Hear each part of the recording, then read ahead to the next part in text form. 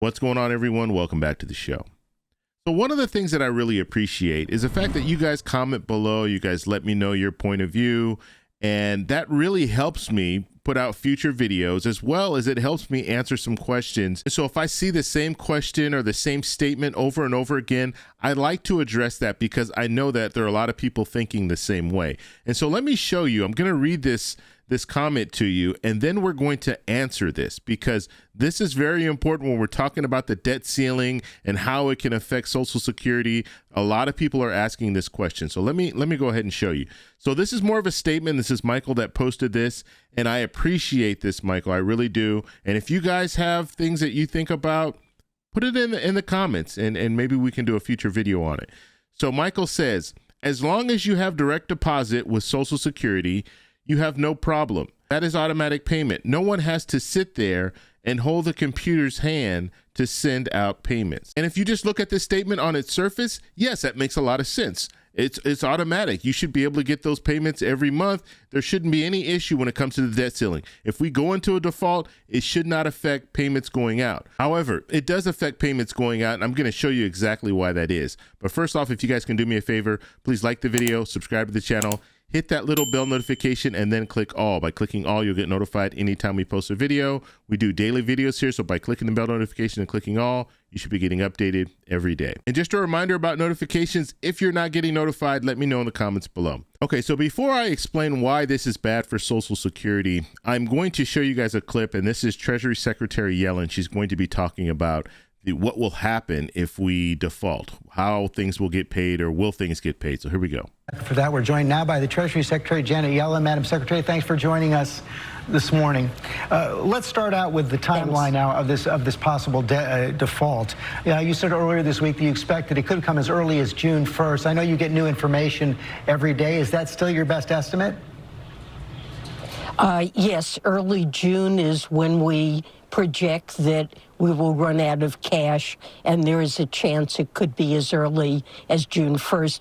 Of course, there is a lot of uncertainty, and I plan to update Congress as new information becomes available, but that's still our current thinking. Are there extraordinary measures you can take around that time, or is that it? Well, really, that's it. We've been using extraordinary measures for several months now, and our ability to do that is running out, and we will start to run down our cash. And our current projection is that in early June, a day will come when we're unable to pay our bills unless Congress raises the debt ceiling. And it's something I strongly urge Congress to do. Of course, it's appropriate to have negotiations about the budget, about spending priorities. President Biden has presented a detailed budget that does cut deficits by $3 trillion over 10 years while investing in the strength of the American economy. But we do need to raise the debt ceiling to avoid economic calamity. Paint a picture for everyone. What happens on that day? Let's assume for the sake of argument it's June 1st. What happens that day if the debt limit has not been extended? Well, Treasury finds itself in a position where we're unable to pay all of the bills that come due that day. And this would be really the first time in the history of America that we would fail to make payments that are due. And, you know, whether it's defaulting on interest payments that are due on the debt or payments due for Social Security recipients or to Medicare providers, we would simply not have enough cash to meet all of our obligations. And it's widely agreed that financial and economic chaos would ensue. U.S. Treasury securities are the safest bedrock security underlying the global financial system. A failure of the United States to honor all of its debt would call into question our credit worthiness. Even as we get very close to this date, if Congress doesn't act, we're likely to see financial market consequences. In 2011, there was a steep decline in the stock market and our borrowing costs. Back in 2011, the U.S. Was downgraded by the credit rating agencies. There would be permanently higher borrowing costs for Americans for buying a home, buying a car, and a failure to raise the debt ceiling would cause a steep economic downturn. Okay, so that was Treasury Secretary Yellen, and you heard her talking about just paying bills. So we could get to a point where the federal government cannot pay its bills. And so that's where I want to really focus on this, the comment that was made by Michael, because let's look at this illustration. I just want to show you some of the things. We don't know what will happen. So we don't know. We know that bills won't get paid, but some bills will get paid and some bills won't get paid. So basically, you'll still have money coming in and you'll have to pay the most urgent bills. I guess you can look at it that way. However, we don't know exactly where the money is going to go, what money's left over. She's basically saying at this point, they've already gone through extraordinary measures in order to pay the bills. And so there could come a time where we have very little money. Let's just say it that way. Very little money left over. And we might have to start selling off stuff in order to pay some of the bills if we do go into a default, right? Now, all we're talking about here is raising the debt ceiling. That's all we're talking about. So they're talking about right now, the House just passed their bill. It includes the budget cuts, and that's the reason why there's this kind of negotiation needs to happen, because Republicans, they went ahead in the House, they went ahead and passed this bill to raise the debt ceiling, $1.5 trillion. However, they have cuts on the table. And with those cuts, that's why this is not very popular right now when it comes to both Democrats and Republicans wanting to come together and raise the debt ceiling and make cuts to the budget. And so looking at this, the two things that we don't know what's going to happen, and we don't know what will get paid when it comes to that time, okay? Now, hopefully we don't get to this point, but we could potentially see this, right? So, is direct deposit really on autopilot? That's what I want to focus on, because Michael was saying, yes, we're on autopilot. And Michael makes a lot of sense in this statement, because they know how much money you should be receiving. There's nothing needs to happen when it comes to sending the money to the beneficiary. However, we have to look at some of the other aspects of this whole process. Okay, so if the federal government doesn't have money to pay their bills, we have IT professionals in every agency.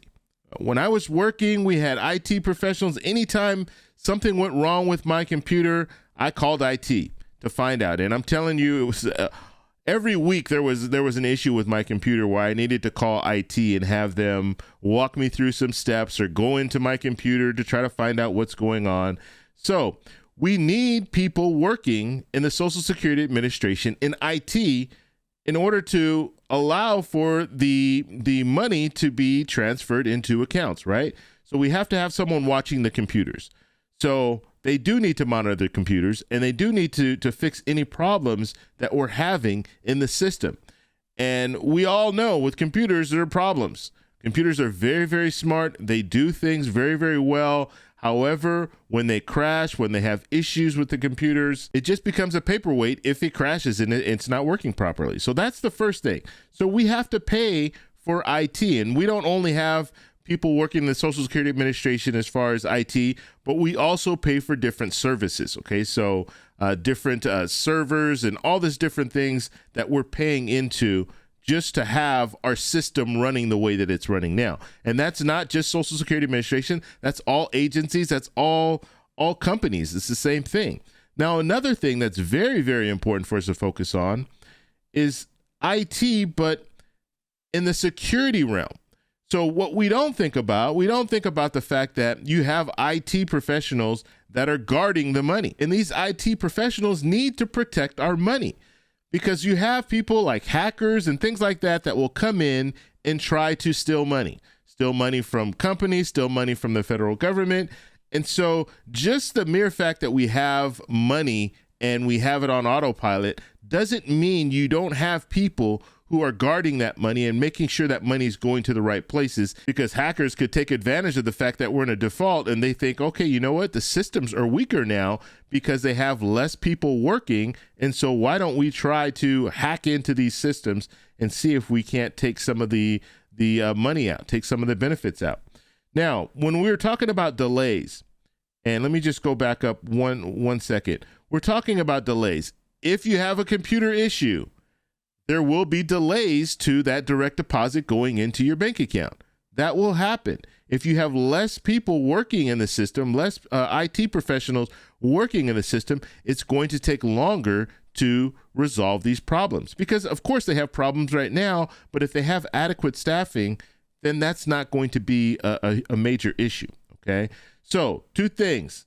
IT professionals, you need IT professionals also that are handling the security and the transfer. So money coming from the payroll taxes and going to the Social Security Administration. Yes, that happens automatically, but you do have people you have oversight. You have people that need to look into that to make sure that the money's coming, to make sure the money's coming properly, because that money's coming from you. 6.2% is coming from you. And also 6.2% is coming from the employer. And that employer has that responsibility of sending that money to the federal government. So you need to have people watching that. And now I want to give you this scenario. I'm oversimplifying this, but just think of it this way. So you have a computer. I have a computer. I'm sitting in front of my computer. I'm shooting these videos and I'm posting these videos on YouTube, and you guys are watching this content. So as long as I have a computer, I can do this job. However, I don't just need a computer. I also need services. I also need the internet in order to do this. I need the software that I'm using in order to do this. And so when it comes to getting this to you, when it comes to getting this product, if you want to say that, this video to you guys so you guys can watch the video, there's some things that you guys don't really think about. The same thing with the Social Security Administration. And so in order for that direct deposit to get to you, it has to go through different services. And those services cost money. And so let's just think, if the federal government doesn't have money to pay its bills, it can't pay for these services. If it can't pay for these services, how are they going to get that money to you, even if it's direct deposit? So that's something else to think about. And so on the surface, it looks simple. If you're receiving auto payments, you should be able to continue to receive those auto payments without any interruption. However, you have other services that are involved, and if they're not paying, if the federal government isn't paying for those services, then we are going to have some delays. So I want to know what you guys think about this. So let me know down below. If you like this video, please give me a thumbs up. Please subscribe for more, and I'll talk to you in the next one.